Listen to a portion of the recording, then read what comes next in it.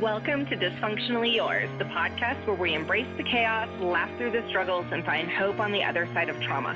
I'm your host, Brittany, and if you've ever felt like your life was a beautifully messy roller coaster of dysfunction, trust me, you're in good company. Here, we'll have real, raw, and sometimes ridiculous conversations about mental health, relationships, and healing, because let's be honest, life isn't always pretty, but that doesn't mean we can't come out of it stronger and maybe even smiling. So grab a cup of coffee or a glass of bubbles, and let's navigate this wild journey together, dysfunctionally, but never alone.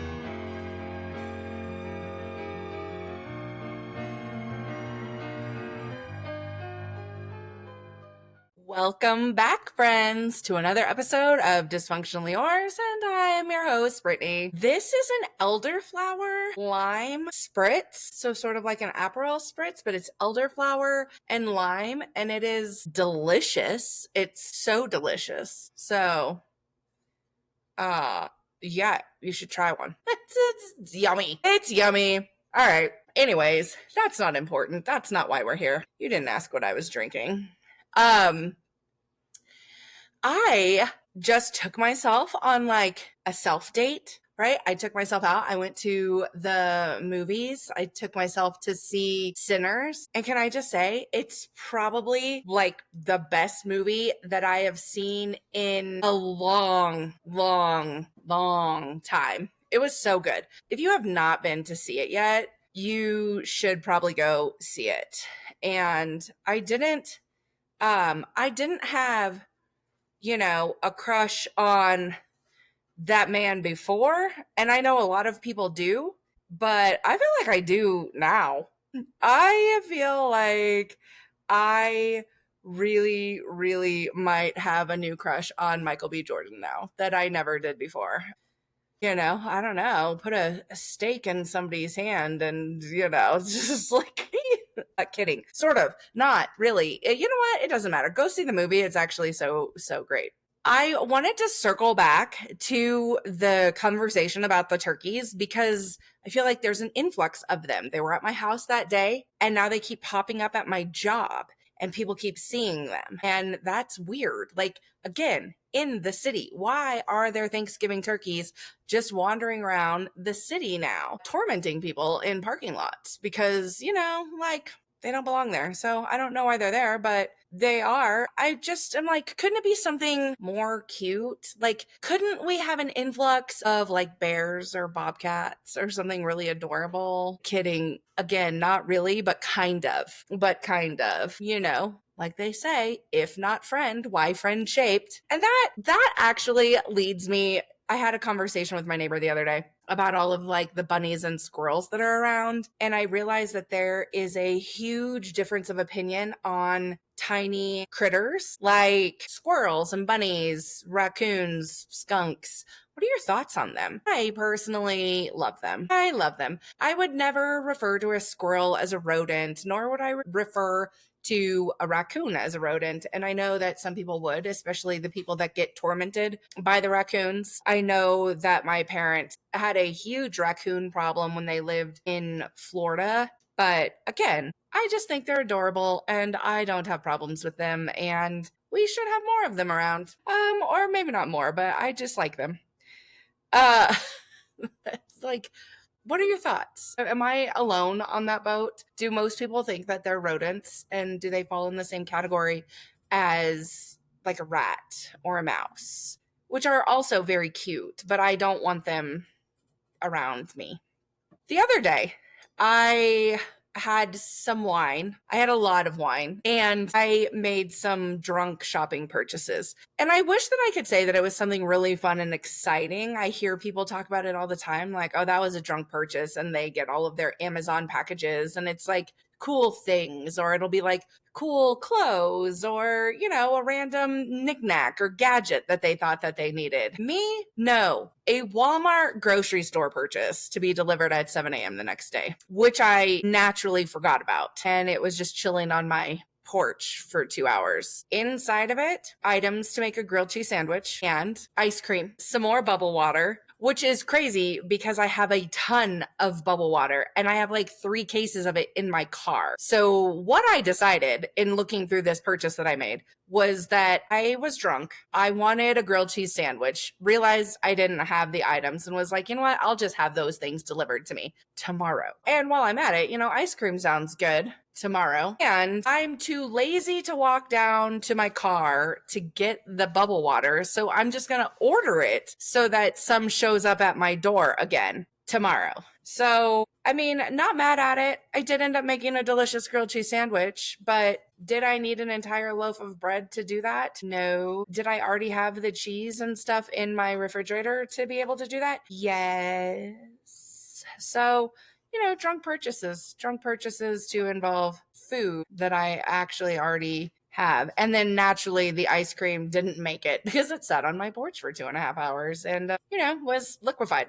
So what a waste. Anyways, enough of that gibberish. I know that you guys just really do all enjoy the inner workings of my brain, but enough of that for the moment. Let's go into the ache and the relief of the week. Why am I having I'm having a hard time. I'm having a hard time finding my flow. That's weird. So my ache of the week was probably that we had some rainy mornings, and I love the rain. I don't mind the rain, but the rainy mornings have really thrown off my routine and schedule because the sweetie dog and I have gotten very, very comfortable going to the dog park every morning, right? I make my coffee, we load up in the car, we go to the dog park. She gets to run around for a little bit before work, and then I come home, do a little bit of reading, get ready, and go to work, and everything is well and great. However, with the rainy mornings, we haven't been able to do that. And so then I just lay around in bed, doom scrolling, which is not actually the productive way that I would like to start my morning. And so it throws me off for the whole rest of the morning. And so I have not appreciated that. So boo, rain in the morning. My relief of the week is that I have successfully avoided another weekend of not cleaning my closet. Kidding. That's not a relief. That should be under my ache. I really need to do that. And I just still haven't. Instead of doing it today, I took myself to the movies. So do we see what we're doing here? I replaced one thing that needed to be done with another thing that I'm going to chalk up to self-care. This is how I connected with myself this week, was taking myself to the movies. And you can't say that it's wrong. You can't say that it's wrong for me to do that. So that's not my relief. My relief is, I tried something new. I don't really like to cook. I don't like to cook, but I cook relatively often because I need to eat food and I don't like stopping to get fast food or anything like that. And I like leftovers. I tried something new and I made a couple new recipes that I had never made before, and they were delicious. But on top of just trying a new recipe, I actually tried a new food altogether. And hear me out. It was Spam. I've never had Spam in my entire life and have very much been like, ew, you eat Spam? Anytime anybody has said that they made Spam. But I found a recipe for this Spam masubi bowl. I wrote it down. I don't know if I wrote it down right. Anyways, it was delicious, and it had Spam that you caramelized with some sugar and sauces, soy sauce, and then you made it with rice and you put some chopped up seaweed into the rice. And I am not necessarily describing it in a way that I feel sounds delicious, but it was good. I wanted to try it. It looked really good whenever I saw it made. And so I was like, let me try it. Is it going to be something that I make all the time? No, because my brain block still is sort of like, why are we eating Spam? I'm sure there's a different meat that I could use instead. But nonetheless, it was tasty. I ate it and I was all proud of myself that I tried something new, because I get pretty creature of habity into what I cook and what I make and what I like, especially regarding food. And I would never say that I was picky about food, although others would. But anyways, I tried Spam. Go me for being open to new things. Jeez, how amazing. All right, with that, let's jump into this episode. this week's episode, I was inspired a little bit by all of the write-ins. So whenever everybody wrote in for their Ask Me Anything, this question came through and I was like, that I cannot possibly answer in 2 minutes, but I can make a whole episode about it. The question was, what motivates you? And I loved this question as soon as I saw it. And I just love the idea of really being able to look back at what has motivated me in the past compared to the present. And I think that journey, like exploring some of those things, was like, damn, I've grown so much. And I was really able, as I was putting this episode together, to applaud myself and give myself a little pat on the back to be like, girl, you're awesome. So I love it. And I say that because now I'm also encouraging you to kind of look back, not just what motivates you today, but kind of look at it, like give yourself a little timeline to see, have you always been the same? Have there been different things that have motivated you along the way, et cetera, et cetera. So motivation is that driving force for your actions, just kind of in the simplest form. And so, like I said, mine has definitely changed over time, but I can also see some of it still show up in my weaker moments or whenever I'm not feeling at my best or anything like that. So that was kind of interesting to see. If you looked into it a little bit, you have people that are, or you, I mean, it can be either or, but usually it's like a personality type thing, right? So you have your extrinsic motivation. So like you're motivated by external rewards, money, recognition, praise, things like that. Or your intrinsic motivation, which is that internal gratification for you yourself personally, of like solving a problem, overcoming something that maybe isn't being applauded and awarded by everybody else. Everybody else might not necessarily even know. And then also like another category, like familial motivation, right? Like, are you doing this because it's not necessarily something you're motivated by for your own personal self because you love what you're getting out of it, but more just the fact that like your family is being cared for, which in this day and age, this society and this economy, I feel like that probably plays a part for a lot of people just across the board. So being able to be motivated helps you meet and set your goals. Goals clearly not being my closet that I set that goal for over a month ago. The being motivated helps you become more successful. It helps with continued personal and professional like growth and development. You know, lots of really, really positive things. Helps you reach that finish line of whatever that is, to buy a house or move out or get a new job or, you know, anything like that. Lack of motivation on that other side can really increase maladaptive behaviors, such as like unnecessary risk taking. We can see a lot of drugs come into play here. And then obviously, lack of motivation can have some big red flags for some serious mental health concerns. So it's always important to kind of check in with yourself, but also like check in with even your doctor, right? If you don't go to therapy or anything like that, but you're sitting here and like, I don't have motivation to do that. I don't have motivation to do anything. I don't have motivation to get up. I don't care if I go to work. Like, let's talk about that with somebody, anybody, pick a person, check in, because lack of motivation can be a problem. And maybe not like week to week, but like for extended periods of time, just overall. We should be motivated by something. So check in with yourself, check in with your people. Like, take a minute, like self-reflect. Oh goodness. With that, I thought I would look back a little bit on some of the different things that have motivated me across the span of time. So whenever I was a child, like a little kid and a teenager, I would say that my motivation that drove me was actually probably pretty negative motivation. I know there was a lot of like fear-based motivation, fear of not being loved, fear of being shamed by my parents, fear of being in trouble. And being in trouble in my house resulted in a lot of verbal and physical and emotional mental abuse. So nobody likes to be in trouble whenever it's kind of terrifying to be in trouble. I know, like for me personally, I was often compared to others, my neighbors, my friends. That was a really common thing for the rattlesnake to do was to compare me to the neighbor kids because they were more polite than I was, or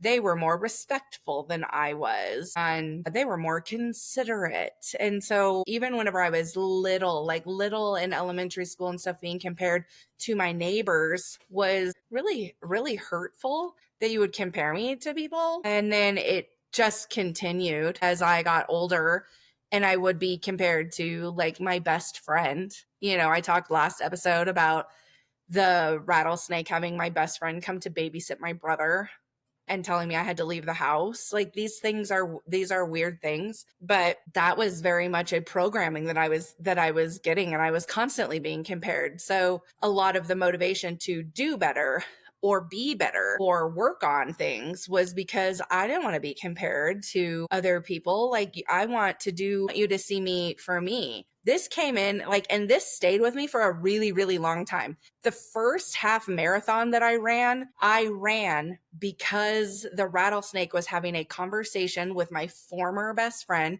and who was a swimmer, and was trying to convince her to do this half marathon with her and come down to Florida to run this half marathon with the rattlesnake. And I was like, I can do that.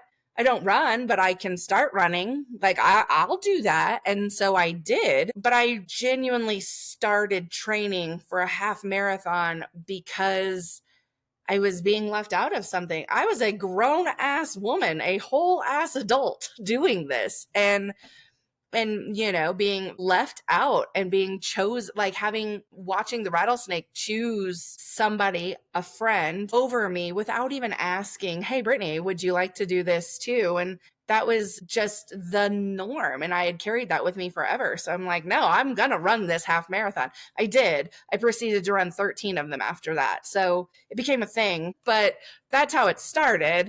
And not necessarily that that's a bad thing, right? Like that was a positive thing, but I didn't start for positive reasons. Like that was a very negative motivation that was driving me for something. There was also a lot of just the abusive relationship in the house. And so certain things would happen and that would result in possibly being shut out altogether, just this very cold, shut out, not speaking to me if there's something going on that they didn't like. And not necessarily my dad, like that wasn't necessarily him, but like I've talked about before, he worked out of town a lot and that was a different dynamic altogether. But definitely for the rattlesnake, if she didn't like something that was going on, or if I got in trouble at school, or I was, you know, maybe talked back to her, or just pick a thing as a little kid, then she would ice me out and wouldn't even speak to me. And so to have that cold shoulder, like that sucks. That's not awesome. And then the other side of that is if I did something great, I was celebrated, just this over the top championing from both of my parents. Like if there was an award ceremony and I was being recognized, they would be the loudest in the crowd.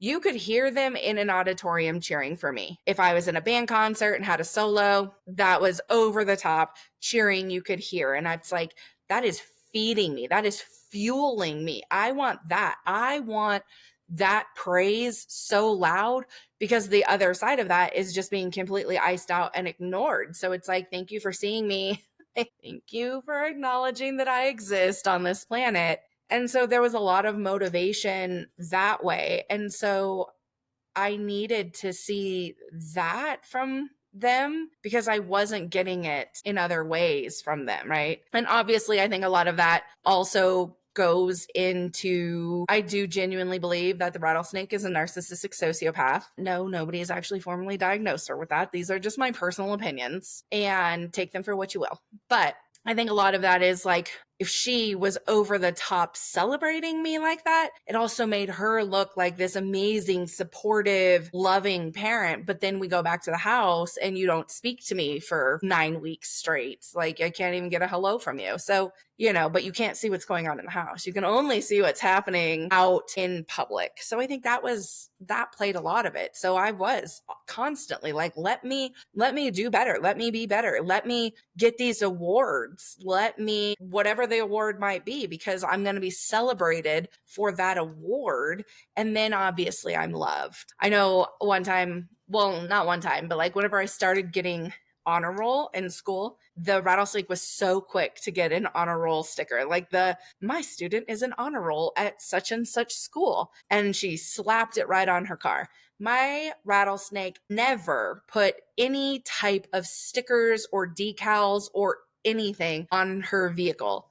My dad either, like that, they were not sticker people. And so whenever she stuck this, my child is an honor roll student on her car, I was like, oh my God, look how amazing I am. She loves me. She's so proud of me. She never said anything like, I'm proud of you. These weren't words that she said, but this meant that she was proud of me. This is how I saw that. And the shitty part of that is when I stopped getting honor roll, like if my grades dropped, she was like, here's the razor blade, go scrape off that sticker off of my car. Like, you're not an honor roll. I'm not driving around like that. You need to be the one to take it off my car.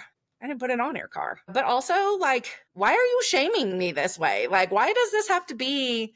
It's not like I went from being an honor roll to being an F student. Like, calm down. There's always opportunity for my grades to go back up, right? They also, and I say they because I have parents, right? They work together. But again, disclaimer wise, I'm sure majority of it was her, not him. But when things would go poorly, if I got in trouble at school or say I attempted suicide at some point, she was quick to let people know. She would let the neighborhood know. She would let the church know. Like, why are you letting everybody know that I'm like not a perfect child? And she'd be quick to let me know. Oh, I went and told the youth pastor this and this and this. And oh, I let my friend that you babysit for know this and this and this, and they probably don't want you around their kid anymore. And it was like, why are you sabotaging my life? Like, I made a mistake. I'm a human. It's okay. But she did wild shit like that just to, I don't know why she did it, but she did. So that first suicide attempt that I had, I was 15. I was 15 years old and I was in ICU for a while. And so whenever I was well enough, so I don't know how many days that was. Time, time in a casino and time in a hospital, there is no time. So anyways, I had a job at that point and she had come to the hospital and she made me call my employer and let my employer know that I was not going to be coming to work because I was in the hospital. So as this 15-year-old kid, I'm literally in a hospital bed, but nobody knows that but me. Has me call. And so I'm like, hey, I have a shift. I won't be in for probably the rest of the week because I'm in the hospital and I don't know when I'll get out. I lost my job over that because nobody believed me. They thought it was just some like wild excuse. Because if I was in the hospital for this length of time, why as the parent would you not just call that in? Why would you not just talk to the company? And to be fair, it was also a neighbor who I also babysat for, who lived right down the street, who I met through the rattlesnake. So like, you have access to this person. You couldn't have called in. No, I lost my job because I was in the hospital and they thought that I was making it up. And they really frowned upon me lying about a medical situation. That I wasn't lying about. But like, why would I'm not going to call and be like, yeah, I tried to kill myself, so I'm in the hospital. Like, no. So I'm being vague on the phone. So of course they're thinking that this is just a shady lie from a teenage kid. Just so rude. But then, she wasn't really at the hospital. And then she did go to the church and she let the whole church know.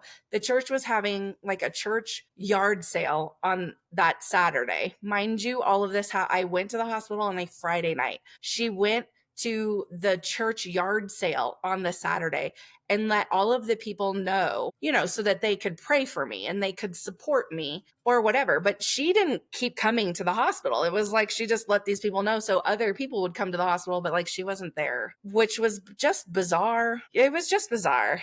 And so like knowing that these are the horrible ramifications that are going to come if I fuck up, that you're going to let everybody know my business and none of yours, but you're going to let everybody know my business, there's a tendency to do better. to just be good enough at all times. Like, don't fuck up, 0 mistakes. So there was a lot of fear. There was a fear to be okay, because if I wasn't okay, everybody knew about that.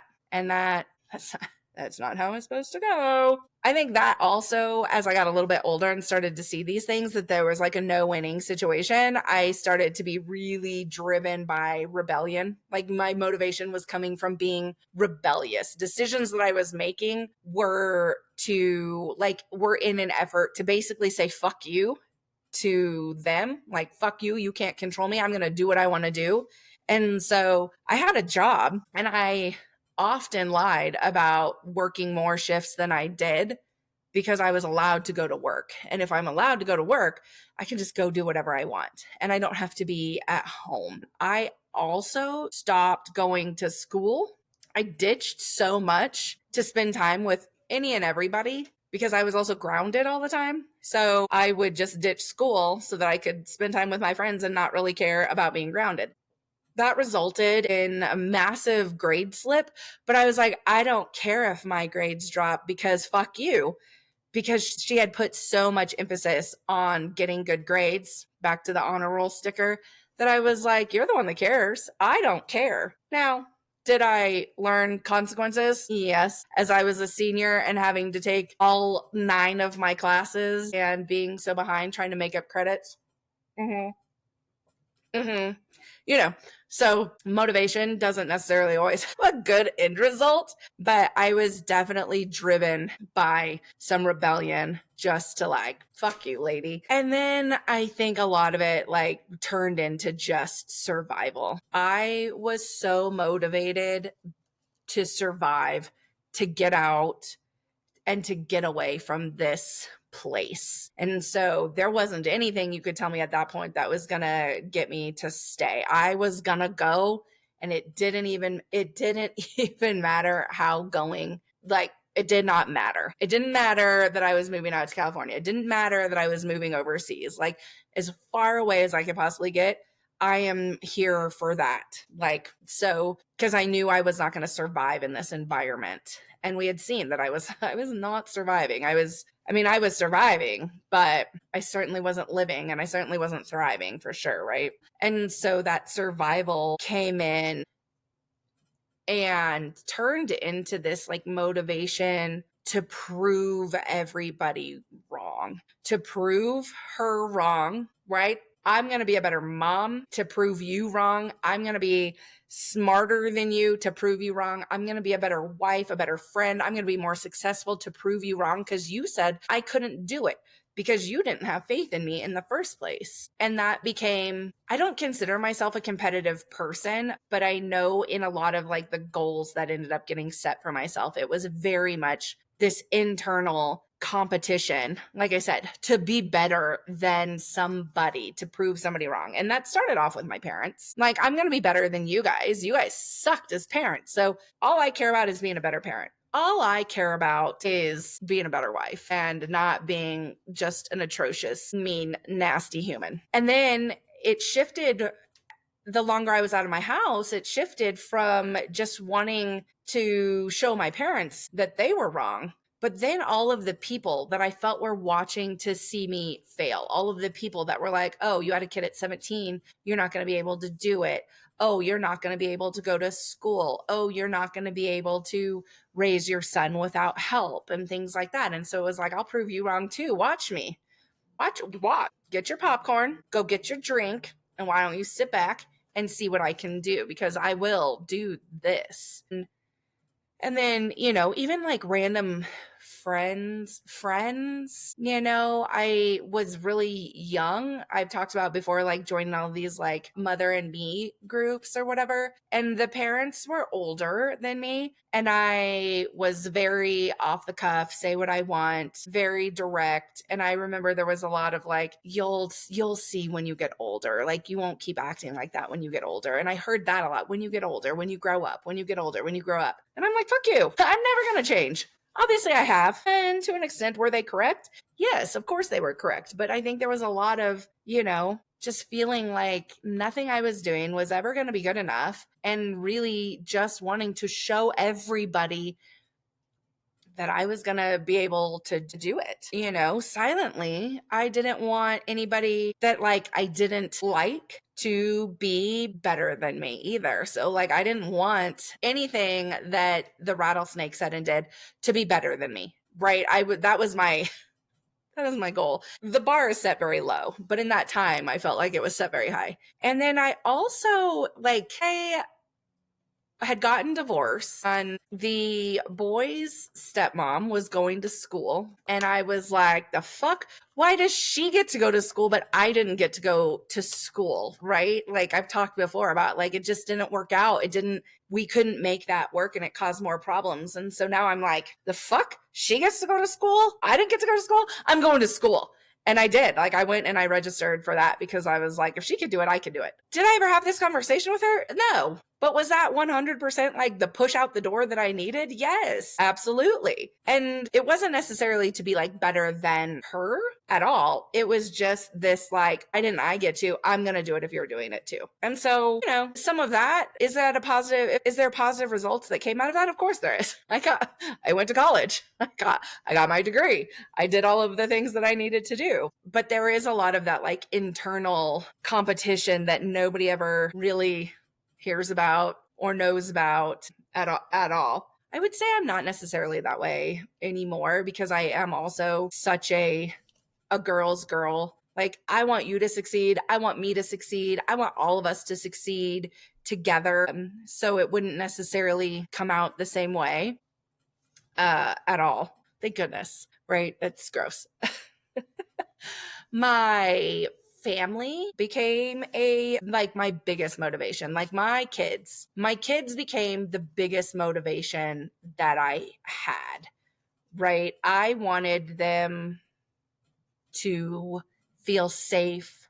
I wanted them to thrive. I wanted great, great, great things for my children. And so as a single mother with very, very little money, I still wanted my kids to have a good life and to have nice things and to be well-rounded. And so I broke my back, so to speak, to make sure that their sports fees were paid for and that they were involved in extracurriculars and that they had this life and enjoyment and had their own hobbies and weren't just stuck being like the kids living in my shadow, right? It's not about going where I want them to go for me. It was about me being able to go where they needed to go for them to grow and succeed. And so that is what I wanted for them. And my biggest fear in the entire world was always that I would end up with kiddos that were so unhappy that they were trying to kill themselves. Like I knew where I had come from and I definitely didn't want that to be my children because how absolutely terrifying. And so I really, really, really worked hard to make sure that they felt safe, that they had somebody to talk to, that they could come and talk to me. I didn't want them to feel like I was comparing them to others, to their friends, or to one another either, right? And so I really, really, really, really worked hard at all of that because I wanted them to survive. I wanted them to become adults that were kind, that were nice, that were good people, successful, all of the things. And so I knew that I needed to really do double time to make sure that that happened for them, that they could see me as a good role model, even through the mistakes, right? That they could see that, yeah, we're allowed to make mistakes and we can bounce back from that. That's not the end of our journey if we fuck up, right? So that was a huge driving force. I mean, and probably still is. And then obviously like the monetary components of that too, you know, working more hours to be able to survive and provide for them. My son wanted to play soccer for a very specific school. And so I made sure that while it was slightly outside of my budget to live in that area, that we lived in that area so he could go to that school because that was important and was going to help him in some of his wants and dreams. And that made a difference to me. I also never have wanted to do anything half-assed. I want to do my best at everything that I do. I'm sure some of that comes from being very broken as a child, but turning that into a very positive thing to do my best. And if I'm going to pay all this money to go to school, I'm going to school and I'm getting straight A's. I'm walking out of college with a 4.0. Like, there was not another option to that. If I want my kids to be able to play sports, I'm going to be at these games. I'm going to be at these practices to the very best of my ability, or somebody's going to be there in my place. So there was a lot of really, I want everything to be done to the best capacity that I could do it. And that was then, and that is still today. I don't do anything half-ass. I go to work, I bust my ass. I do the best that I can with my friends. I do the best that I can in therapy. I show up for my kids the best that I possibly can. And that matters to me. And that is that is still a very strong, motivating factor to just do my best. My mental health has been a very strong motivating force for me, right? Because the more I've learned about myself, the more it's motivated me to continue to improve myself.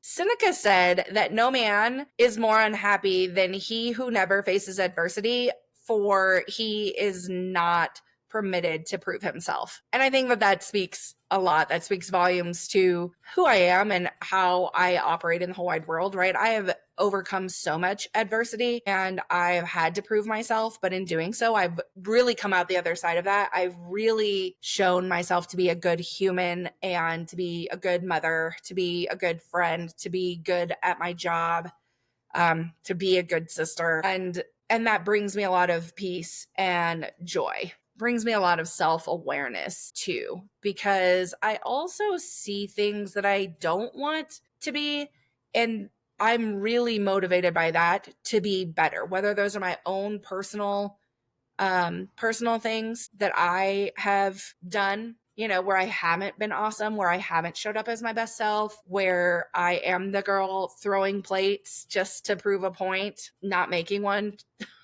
Where, so not always showing up my best, but being like, yeah, there's room for improvement here. I definitely was able to take a step back from the rattlesnake, and instead of trying to fight that so much, just looking at her and being like, you are an unhappy old lady. She's not actually that old, but all things considered, right? You're an old lady. You're very unhappy. You're very miserable. You're very not nice. People that have known you for a long period of time actually don't say nice things about you. People that know you, people that have seen your true colors, they don't say nice things about you.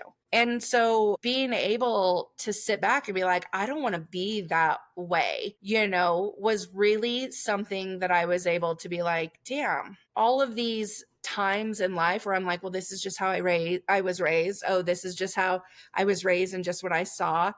All right, maybe that's true. And also, do you like that? I didn't like that as a kid. I don't want to be crabby and angry and lonely. I don't want my kids to not want anything to do with me or to be afraid to tell me things, whether I like the things or not. I don't want to be miserable when I am her age. And so that was this big driving force in a lot of the self-reflection, and especially that piece about holding a grudge. I used to be like, I'll hold this grudge. I will take this grudge straight to my grave 120 years from now. And then seeing the difference between her, who holds a massive grudge, and my father, who didn't hold grudges and was like, let's just move past this. Let's just let it be where it is and move forward. It was like he was happier than she was. And I was like, well, shit, I'd rather be happy than angry. And it's really easy to just let shit go if that's the mindset that you're in, is that you're just going to let it go, right? There are things in the world that I cannot control. The only thing that I control is me, myself, my reactions, my responses. And I can't blame anybody else if I'm unhappy or I'm unsuccessful. So knowing that it relies 100% on me, my actions, my motivation, my choices, my attitude, yeah, I'm going to go with what suits me in a positive way, not a negative way. A long time ago, somebody had asked me, what do you want to be? Leave? What mark do you want to leave? And I was like, I just want to be a positive force. I just want to be an inspiration. And that is also this big motivation for me to continue to grow, to continue to share, to continue to be open and vulnerable, because I know what it's like to be alone. I know what it's like to feel like you're the only one and you're the only one who's ever been on this mountain before. I know what that feels like, and it sucks. And so I really wanted to be like, you know what? I can be a normal voice. I can be a normal voice to say, no, you're not alone. Yes, these obstacles are really hard. No, I'm not always my best. And also, I'm human, and we can move past that. We can grow together. And so that is what I wanted to be. I wanted to be a positive force, and I am. And I wanted to be an inspiration, and I am. And that makes me happy, right? It makes me happy for the way that I'm living my life. And I think at the end of the day, if I can go to bed and be like, yep, I did good today, or I can go to bed and be like, yep, I fucked up today. Let me figure out how to make that right tomorrow. I think those things matter. Nobody's asking me to be perfect, but I have standards for myself, and I am very driven, and I am very motivated by those things. So again, like I said at the beginning, I would really encourage you to reflect timeline wise, like what motivated you in your younger years. Were you motivated by fear, and now you're motivated by being a positive force? Or were you, are you motivated by being celebrated? I'm not going to lie. I love to be celebrated. Like, I would never pretend like, oh, shoot, don't celebrate me. No, of course I love to be celebrated. And I celebrate people loudly too, because I want to be celebrated. I think it's important for people to be acknowledged. I think wins are wins. And, we should shed light on people's wins.